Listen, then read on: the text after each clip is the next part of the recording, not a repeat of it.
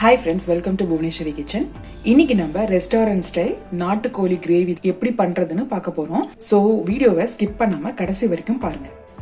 அதுக்கு 1/4 kg chicken எடுத்து வச்சிருக்கேன்.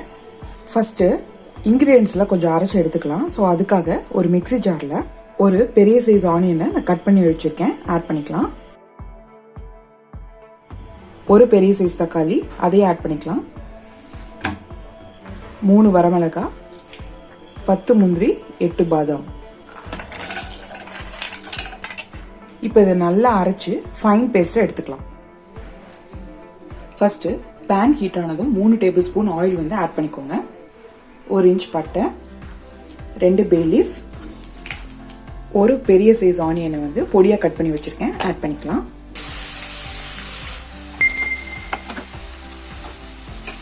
வெங்காயம் கண்ணாடி பதத்துல வந்தோடனே ஒரு சின்ன குடமிளகாயை கட் பண்ணி வச்சிருக்கேன், ஆட் பண்ணிக்கலாம். கொஞ்சம் கருவேப்பிலை,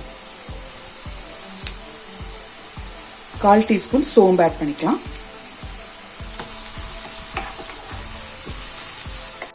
ஒரு டீஸ்பூன் உப்பு, 1/4 டீஸ்பூன் மஞ்சத்தூள், கொத்தமல்லி தூள் 1 டீஸ்பூன், காஷ்மீரி மிளகாய் தூள் 1 டீஸ்பூன்.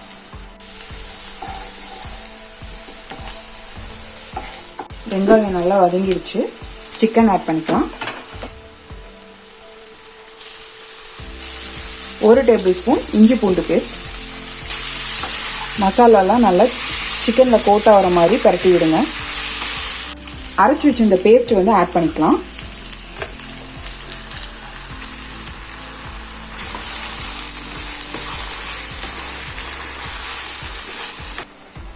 அரை டீஸ்பூன் சால்ட் ஆட் பண்ணிக்கலாம். 1 கிளாஸ் தண்ணி வந்து ஆட் பண்ணிக்கலாம். தண்ணி ஆட் பண்ணதுக்கு அப்புறம் 1 tablespoon chicken masala, 1 teaspoon garam masala ரெண்டையும் ஆட் பண்ணிக்கோங்க. க்ளோஸ் பண்ணி ஒரு 10 நிமிஷம் நல்லா வேக விடுங்க. நம்ம கிரேவி ரெடி ஆயிடுச்சு. ஃபைனலா கஸ்தூரி மெத்தி 1 டீஸ்பூன் எடுத்து மேல தூவி விட்டுருங்க. அவ்வளவுதான், நம்ம ரெஸ்டாரண்ட் ஸ்டைல் நாட்டுக்கோழி கிரேவி சூப்பரா ரெடி ஆயிடுச்சு.